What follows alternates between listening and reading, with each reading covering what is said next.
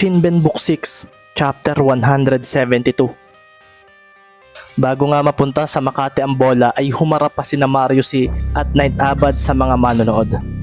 Dito nga ay kinumpas nila ang kanilang mga kamay para palakasin ang cheer na binibigay ng mga ito sa kanila. Huwag kayong tatahimik, sigaw pa nga ni KA7 at doon na nga muling dumagundong ang buong venue. Dito na nga rin pumunta si Banal sa labas ng court para sa pag-inbound ng bola.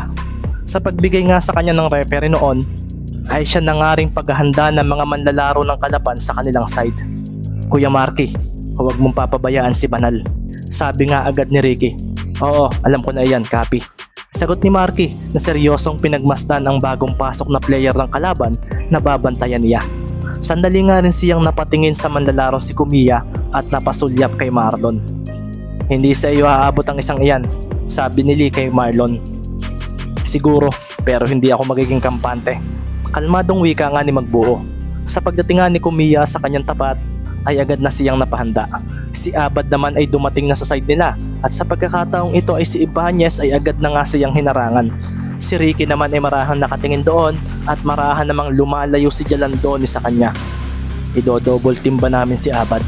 Tanong nga ni Ricky sa sarili na agad na humabol sa katapat niyang parang tatakasan siya.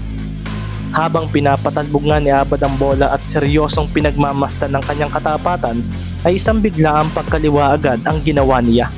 Dito na nga si Carlo nabangga kay Kumiya. May screen pa lang nakaabang. Para siyang bumangga sa malaking pader at parang nayanig nito ang kanyang katawan. Si Abad naman ay napangiti ng si Magbuo ang lumapit sa kanya at dito na nga siya bumigla ng abante. Nilampasan niya ito at si Marlon ay napakuyom dahil ginamitan siya ng bilis ng ace player ng Makati. Mabilis namang kumilos ang paningin ni Knight at bigla ngang lumitaw si Mendez sa kanyang daraanan. Agad niyang hinawakan ng bola at sa pagdating ng palo de Mendez ay bigla siyang tumalon at ibinato ito papunta sa likuran nito. Isang extra pass ang ginawa ni Abad. Nasambot naman agad ito ni Jalandoni. Sa pangyayaring iyon ay sabay na inatrasan ni Si at Banal ang kanilang mga katapatan. Si Coach Isaiah nga ay seryoso namang pinagmasdan ang galawan ng kalaban. Ipinasa nga ni Mickey ang bola at kay Banal ito napunta. Si Marky naman na nasa likuran nito ay mabilis na itinaas ang kamay at iniabante ang isa niyang paa. Makikita nga ang pagdribble ni Banal sa bola at bumigla siya ng paggalaw ng isang paa palayo at pagtalon paharap sa basket. Si Marky ay napaabante kaagad at sinabayan ito. Hindi ka aabot, sabi naman ni Banal sa sarili at isang one-handed shot ang kanyang binitawan. Ang bilis ng release, walang ya. Sigaw naman ni Marky sa sarili at doon na nga tumama ang bola sa board at pagkatapos ay pumasok ito sa basket.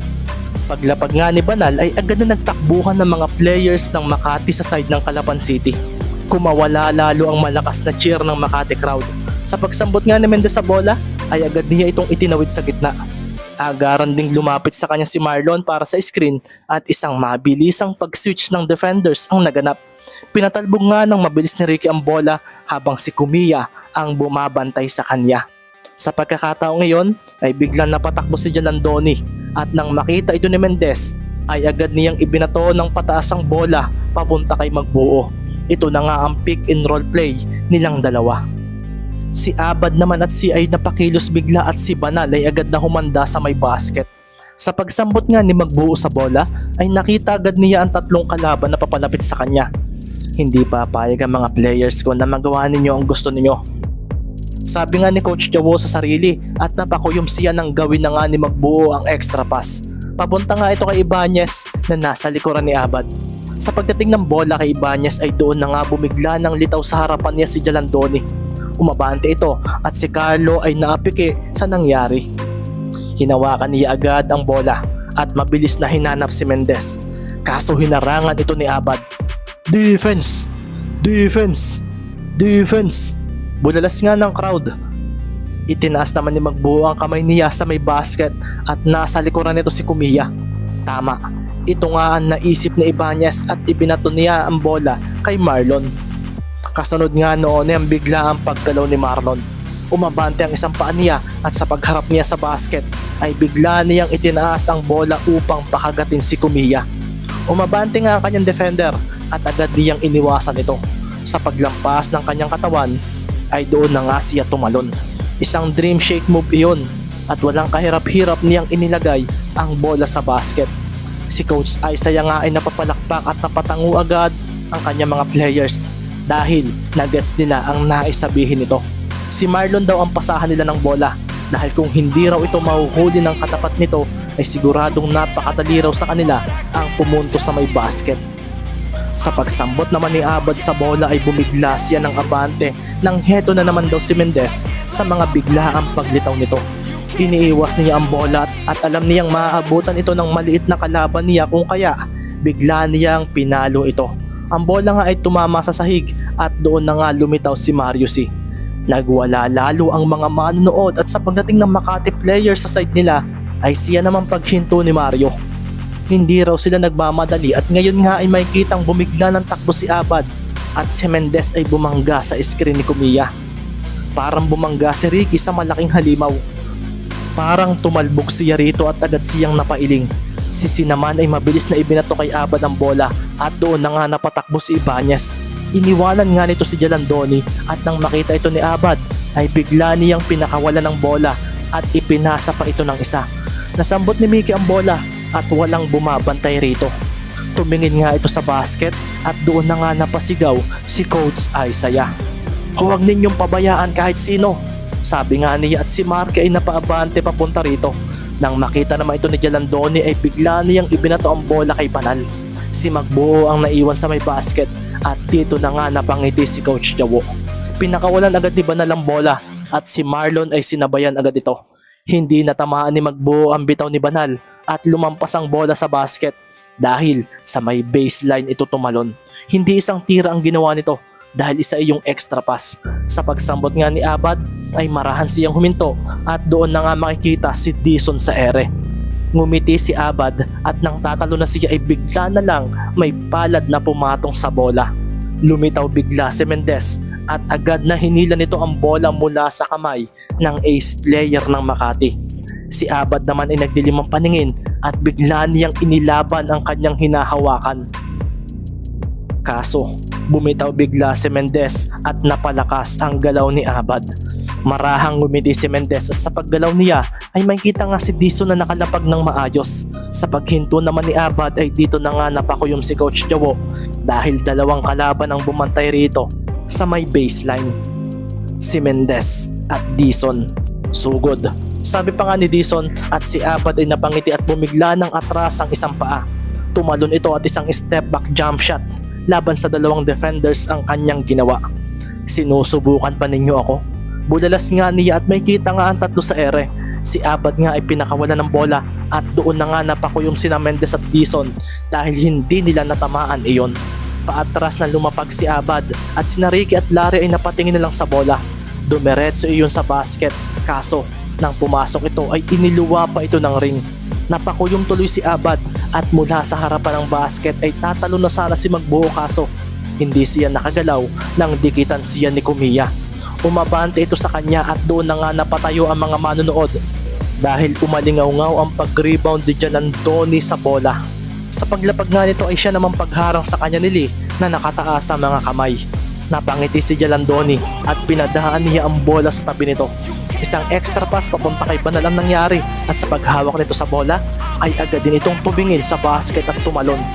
Amin na ito. Budalas niya at sa pagtalon niya at paglalagay ng bola sa basket ay napakuyom ang mga manonood nang kumawala ang isang nakakatakot na presensya ng may isang kalaban ang sumangga ng pagpuntos niyang iyon. Si Marlon Magbuo ito at sinupalpal nito ang ginawa ni Banal na kinaseryoso ni Jalandoni at Kumiya. Ang bilis ng sentro nilang ito. Sabi na nga lang ni Jalandoni at ang bola nga ay tumapon papunta sa likuran ni Banal. Pinapakitaan daw sila ng kalapan ng depensa. Si Dison naman ay agad na sinandalan si Abad at dito na nga lumampas si Mendez na siyang sumalo sa bola. Ang mga players ng Makati ay napaabante para harangan ito kaso biglang ibinato ni Mendez ang bola papunta sa kanilang side at may kita nga roon si Ibanez na hinahabol ni Mario C. Sa pagsambot ni Ibanez sa bola ay dito naman agad na humarang si C. Ang bola nga ay pinatalbog ni Carlo at dito na nga siya bumigla ng pagkaliwa at sa pagsabay ni C ay doon na nga napaseryoso ang mga manonood. biglang bumalik si Ibanez sa pinagmulan nito at sa pagbalik ni si siya naman bigla ang pagbalik ng isang paa ng ball handler pa atras. Kasunod nga noon ay ang pagtalo ni Carlo sa 3-point area. Nasa area na ito at sisingain na pakuyom na lang dahil napaupo siya sa sahig ng court at ang bola nga ay umarko na. Sa paglapag naman ni Ibanez ay kalmado niyang pinagmasdan si Mariussi. Kasunod din noon ay ang pagpasok ng bola sa basket na ikinakuyom ng mga manonood. Tabla na nga ang score sa 87. Wala si Maki, kaya ako ang kailangan pumuntos kapag hindi si Ricky ang gagawa. Sabi nga ni Carlo sa sarili na napakuyom na lang nang marinig niya ang paghalit ng bola sa basket. Mula naman sa side ng Makati ay napasigaw si Abad. Nang marinig ito ni Si ay agad na nga itong tumayo at lumabas sa court para sa inbounding. Bigla ngang ibinato ni Si ang bola sa side nila at sa pagsambot ni Abad dito ay agad siyang humarap sa humarang sa kanyang si Mendez. Nagkatinginan sila at bumigla ng kaliwa si Abad. Doon na nga bumangga si Ricky sa screen ni Kumiya. Parang naalog nga ang katawan ni Ricky sa nangyari at mabilis namang humarang si Magbuo kay Abad kaso bigla itong umatras at tumalon. Isang step back three naman ang ginawa nito at napangiti pa ito nang si Magbuo ay humabol. Doon na nga umarko ang bola at sumilbato ang referee nang si Magbuo ay lumapag sa landing area ni Abad. Hindi lang ikaw Mendez ang gumagamit ng utak sa laro. Sabi nga ni Abad sa isip at sa pagtaas niya ng dalawa niyang kamay ay siya naman paghawak dito ni Banal at Jalandoni upang itayo siya. Nagmintis ang tres ni Abad pero may 3 free throws naman siyang makukuha. Sa pagtayo nga ni Abad ay kalmado niyang nilampasan sina Mendez at Magbuo. Tinapik din ito sa balikat si Kumiya at napangiti ng marahan. Kumikilos na ang ace player nila, sabi nga ni Jason. Natural lang na gawin ni Abad iyon. Sabi naman ni Isaiah at mukhang ang larong ito ay tila raw magiging dikit hanggang dulo. Kung nagawa ni Ricky na gisingin ang galing ng team nila, imposible raw na hindi ito magawa ng kasalukuyang best player ng liga na si Knight Abad. Pumasok at 3 free throws ni Abad at nagwala ang crowd dahil doon. Sa paghawak nga ni Magbuo sa bola para sa inbounding ay dito na nga makikita ang full court defense ng Makati sa natitirang 3 minuto ng laro. Sina Ricky nga at Larry ay agad na tumakbo papunta sa side nila. Dito na nga ibinato ni Magbuo ang bola papunta roon. Doon na nga rin nagtakbuhan ng lahat at sa pagbaba ng bola ay napakuyom na lang sina Ricky at Larry. Ako na, sabi nga ni Dison. Narito na nga rin sina Jalandone at Abad na planong i-intercept ang pababang bola. Sa pagtalo ng dalawang nakaputi ay siya namang pagtalon din ni Dison. Nilampasan ng mga kamay niya ang kamay ng dalawang kalaban at ipinamalas nga niya ang kanyang mataas na vertical leap.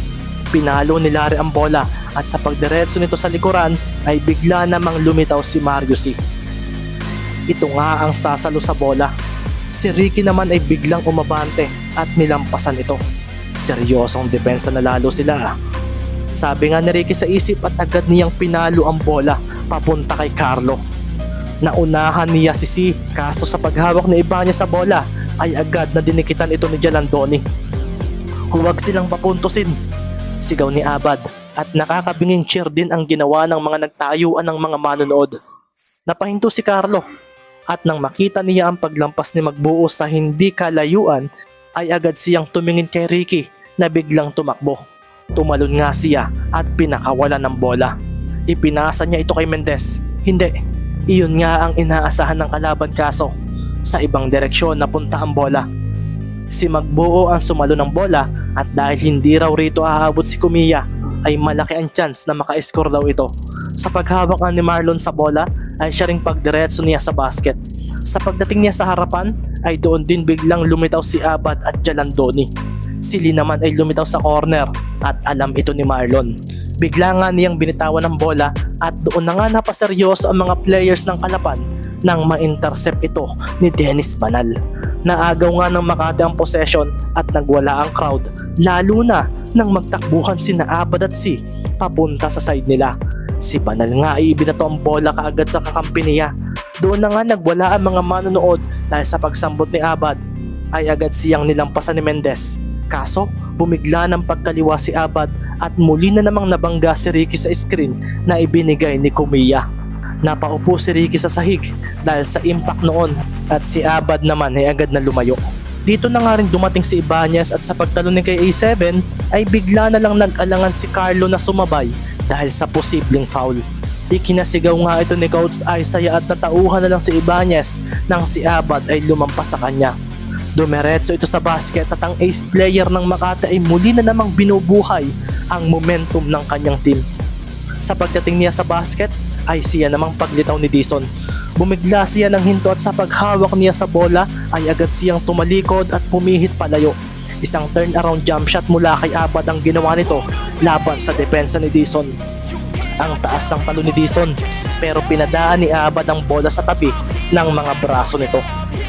Isang semi-pump sa ere na bitaw sa bola ang kanyang ginawa at ang mga manunood ay napalunok dahil nagmintis nga lang iyon. Nagdidilim naman ang paningin ni Abad nang mangyari iyon. Ang bola nga ay tumalbog pabalik at nang tatalo na si Ibanez para sa rebound ay nakaramdam na lang siya ng pagtama ng kung ano sa likuran niya at doon na nga nagwala ang mga manunood nang si Kumiya ang nakakuha ng rebound na sinundan nito ng pagdaktak na nagpayanig sa board dahil sa puwersang ibinigay niya. Napadapa ng bahagya si Carlo sa pagdapag sa ibaba at sa paglapag din ni Kumiya ay napasigaw ito sa harapan ng crowd. Isang monster dunk iyon at nagbigay ito ng hype sa mga taga Makati at pati na rin sa mga players nila. Depensa na! Sigaw pa nga ni Abad at oo naman ang sagot ng kanyang mga kakampi. Ang dumating naman si Magbuo ay napaseryoso nang mabangga siya sa balikat ni Kumiya. Napatras siya at paglingon niya ay dito na nga siya may naalala sa kung sino ang isang ito. Sumagi sa isip niya ang isang manlalaro na kapareho niya ng posisyon noon nang mapadpad siya sa Maynila. Ang payat na iyan ang sentro nila? Hindi kaya matumba na lang iyan kapag nakipagsabayan sa mga malalaking sentro ng kalaban? Sabi nga ng kasama ni Marlon. Kaso, pinakitaan sila ng manlalarong iyon ng true shooting at doon na nga natulala ang marami dahil walang makapigil sa pag-score nito. Hindi ito maganda.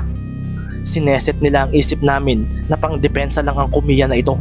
Pwedeng biglain kami nito kapag masyado kami nag-focus sa mga scorers nila. Sabi na nga lang ni Magbuo sa sarili at sa pagharap niya sa side nila para sa inbounding ay dito na naman nga sila binigyan ng Makati ng mahigpit na depensa. Hindi pa ito ang oras. Relax lang. Sabi nga ni Coach Jawo sa isip. Sa pagbato nga ni Marlon sa bola kay Mendez ay napaseryoso na lang siya dahil na-intercept ito ni Jalandoni. Masyadong mababa ang pasa mo Kuya Marlon.